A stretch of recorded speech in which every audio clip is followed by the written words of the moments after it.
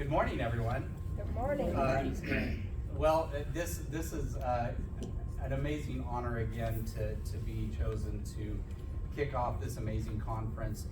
And I want to start with some very heartfelt gratitude that I think we all feel, first and foremost, to Linda and Heather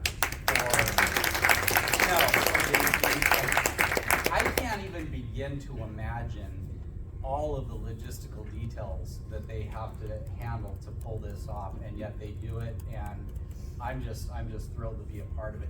And then the other big thanks I want to give, Mike, stand up. Come on, Mike. So Mike and his better half, Kim, who he really doesn't deserve. They are two of me and Jackie's best friends, and we go back many years from my time at HSUS. But Kim decided that rather than come to the conference, she paid for my airfare and my accommodation so that I could be here. I think it was really the price she was ready to pay to get rid of Mike for a week. But no, I want to just thank my dear friends Mike and Kim for helping with that, and they're amazing advocates and always sticking up for the horses, especially the wild ones. So I feel like, as sort of kicking this thing off, we need to have an honest conversation about sort of where we are.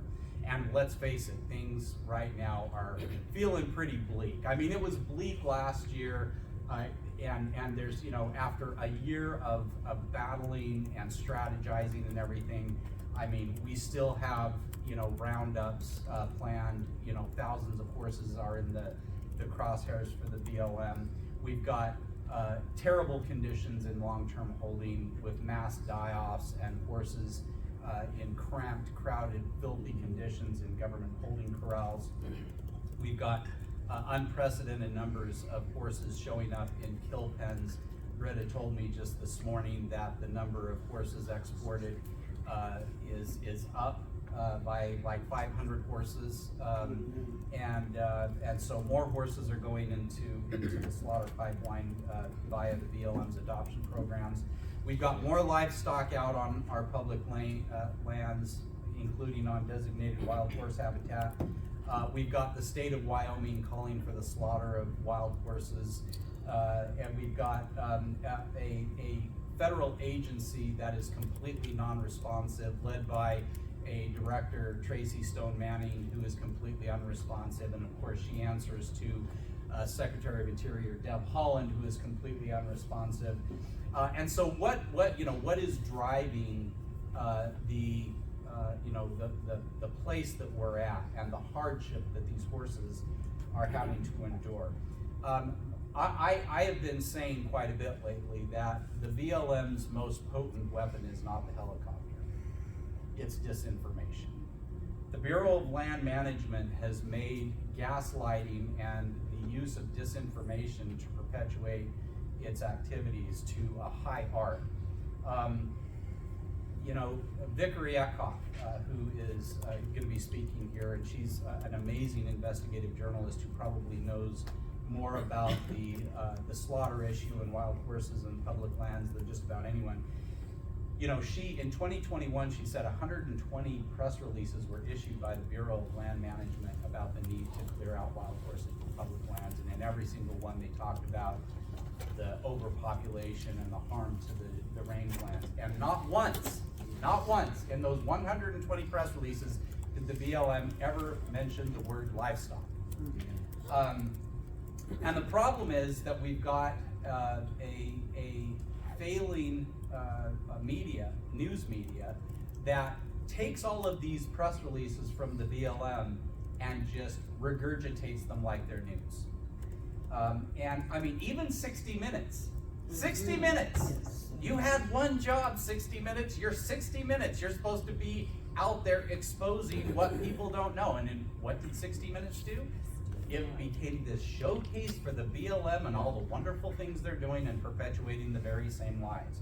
So that to me is probably one of the most, if not, let me just rephrase that. It is the most damaging and difficult part of this campaign.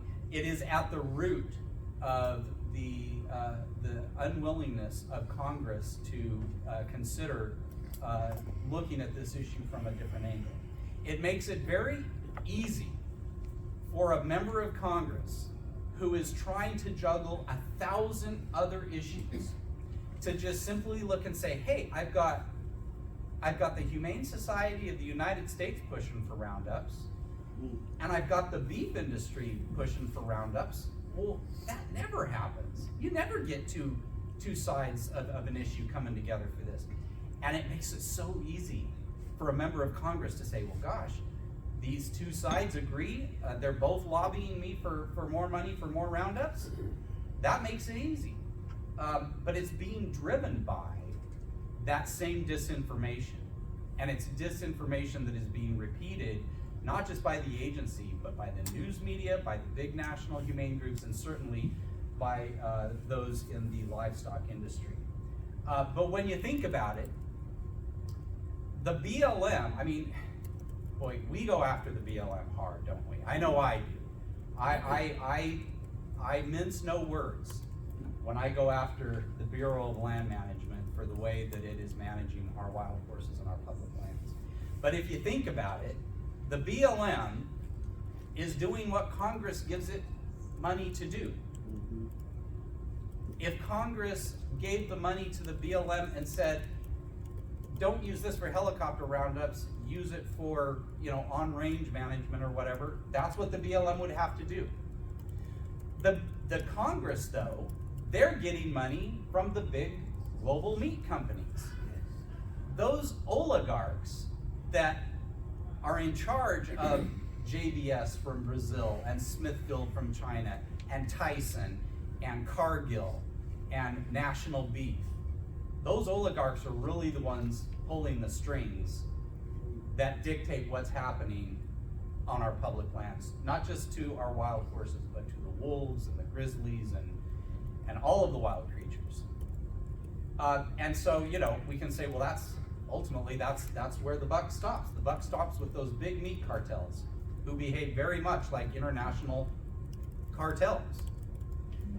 But those cartels wouldn't have their money if there wasn't a demand for their product. And so, I have so many people reach out to me and say, what is the single most effective thing that I can do? And of course I go through, well, you got to call your members of Congress and you got to make sure and get, write letters to the editor. I said, but, you really want to have an impact. You got to look at where it hurts the most. Let's talk about the influence of the meat lobby. Barack Obama and Joe Biden, early on in the Obama administration, decided they were going to take on big ag, beef, the beef industry, because they saw that 5 or 6 multinational corporations were controlling the global meat supply, and they were engaging in anti-competitive practices. These companies set the price for cattle, and if you're a producer out there and you want to sell your cattle, you're going to pay whatever price they're willing to pay you. And because of that consolidation, it was getting harder and harder for ranchers and farmers to have any sort of margin. So Obama and Biden decided they were going to try and put an end to that. And they got punched in the mouth hard, and they backed off, and they left it alone. That's how powerful these forces are that we are up against. We who are out there trying to fight for the wild horses are up against a multinational economic cartel that even the President of the United States couldn't influence. That's what we're up against. So what I say is, you want to punch the beef industry in the mouth? Stop buying corporate beef. I'm not saying stop eating beef. I'm saying stop buying corporate beef. If you're someone who eats beef, buy local, buy sustainable, make sure you know where you're getting it from. But honestly, for your rank and file person out there trying to make a difference, if enough of us change our buying habits, that will have an impact. That hits them where it hurts. So I often talk about the juggernaut that we're up against. I mean, look at us. You know, we're these hard scrabble advocates out there. We're going to storm Capitol Hill. But look at the juggernaut that we are up against. It is comprised of a powerful federal agency, an industry worth hundreds and hundreds of billions of dollars, the two largest animal protection groups in the nation. That's who we're up against. And you know, and we wonder, why are we just having to fight? Why are we fighting so hard just to get the message across? It's because the juggernaut has a full tank of fuel in the form of BLM disinformation. That juggernaut is driven by a false narrative about an overpopulation of wild horses and degradation of rangeland due to too many horses. So, you know, when we talk about the juggernaut, the source of the juggernaut is the path forward. The path forward was rolled out in 2018. I was still at HSUS, and you know, I was called into a private meeting. I had been advocating for wild horses when I was with HSUS from the time I started there in 2008. And every day I would post a beautiful picture of a wild horse, and not once in all of the years that I worked for HSUS did a single person who works on wild horse policy give a single like to any of those posts of pretty wild horses. But if I said anything negative about the BLM, or if I called for an end to helicopter roundups, I got a little phone call. You need to take down that post. That doesn't align with our policy. So in 2018, I'm called into a meeting, and I'm showed this document called 10 Years to AML, which is basically HSUS's buy-in to the path forward. And I was told, this is what we're gonna do, and we need you to just get on board. Well, I immediately was not on board, and I immediately started pushing back, and it wasn't too long after that I was shown my walking papers. I listed all of the reasons to the leadership why this was a bad idea and all of the terrible things that were likely to happen, all of which has happened. But the path forward was sold to us with a long list of promises to make it more palatable. It was a quid pro quo agreement to basically, on the one hand, the national humane groups agreed to more roundups, which the beef industry liked because it got rid of horses and opened up more forage for their cattle. And in exchange, the national humane groups got a promise that no horses would go to slaughter. And you know, the beef industry, you know, put out a big thing that said, while we would have liked to seen horses go into slaughter, this is a deal that we're willing to make, so we're going to be on board with no slaughter, and in exchange, there'll be fewer horses out on the range. That was the deal. But all those promises that were made to try and sell the path forward, targeted, limited removals, not landscape-wide removals, targeted removals, horses, bands being kept together and sent off to beautiful, spacious, natural pastures for the rest of their lives. And first and foremost, the number one promise that was made by the national humane groups who sold the path forward was no horses are going to go to slaughter. That was the whole point. None of these wild horses will go to slaughter. Well, ask Britta how many horses, if that promise has been kept. Ask Animals Angels, ask any of the people that are keeping their eye on the slaughter pipeline how it's going with that promise that no BLM horses would go to slaughter. we see, we see that, in the fight to pass the SAFE Act last year, those same groups, the Public Lands Council and the National Cattlemen's Beef Association that promised no horses would go to slaughter, they lobbied against the SAFE Act. They actively lobbied for horse slaughter. Did HSUS and ASPCA step up and call them out on it and say, hey, this was our deal? No. And we can't get any help from the national groups to try and keep horses out of the slaughter pipeline. Nothing on the conditions in holding, nothing to promote adoptions. That's the juggernaut. That's what we're up against. Everyone on our, this is part of why it's such an unfair fight too. They're all on the same page. Everyone that's part of the juggernaut is on the same page. They are marching in lockstep. Meanwhile, we're over here fighting amongst ourselves over everything. And it makes it hard. And it's inevitable, that we're gonna have disagreements because we all come at this angle, at this fight from different angles.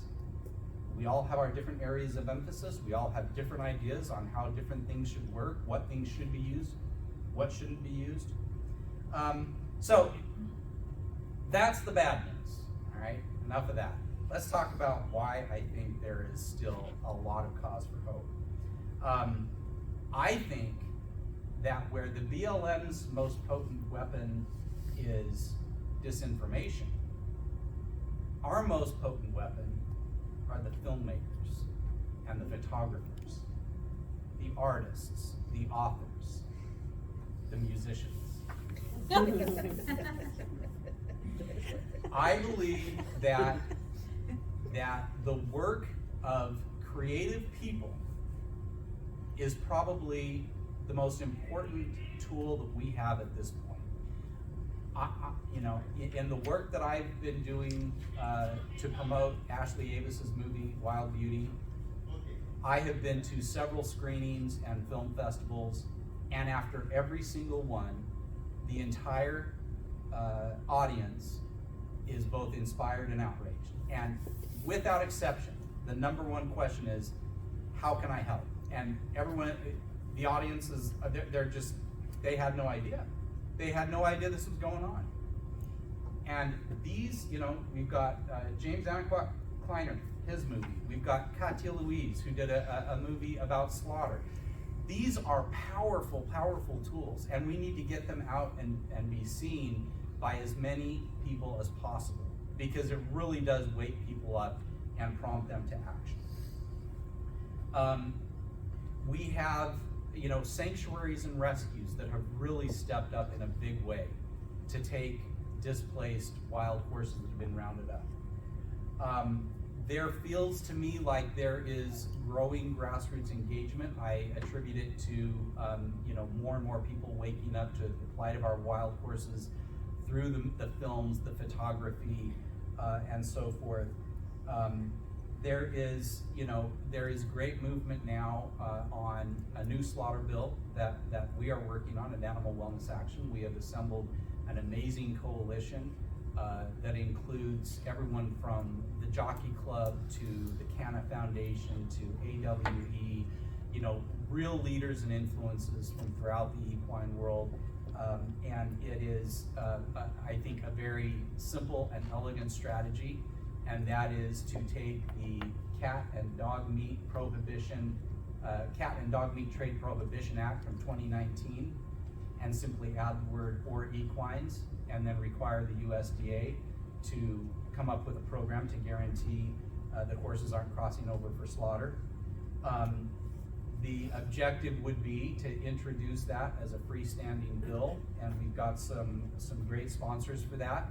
And since it's a farm year bill, or since it's a farm bill year, every 5 years Congress has to pass the farm bill. And in the past, the farm bill has been a great vehicle to pass animal protection legislation. And attaching this new amended law as an amendment to the farm bill we think has some real promise, especially given the coalition and the strength of the coalition that we have. And so that's something that we're really excited about. So it's a new angle, it's a new approach. It is super simple and easy, unlike the SAFE Act in the past that, I think sometimes a lot of the details were, gave our opponents too much to chew on. This sort of very simplified approach, I think, has real potential. But, so Animal Wellness Action and Animals Angels joined forces to do a national horse slaughter pipeline investigation and report. And that was, that provided some very interesting information that we will use in our fight against slaughter. First, the global demand for horse meat continues to decrease. We have gone from a high of 350,000 American equines being slaughtered in the mid-90s to just roughly 20,000 last year. It's been a dramatic drop. A lot of this is a drop in foreign demand for American horse meat, but there's a whole bunch of reasons why that demand has decreased. But overall, it has just become a fraction of what it once was just a couple of decades ago, and that's really good news. And the expectation is that it will continue to go down. But that investigative report, which you should all find online and share it out, it really details the conditions that these animals experience in the slaughter pipeline.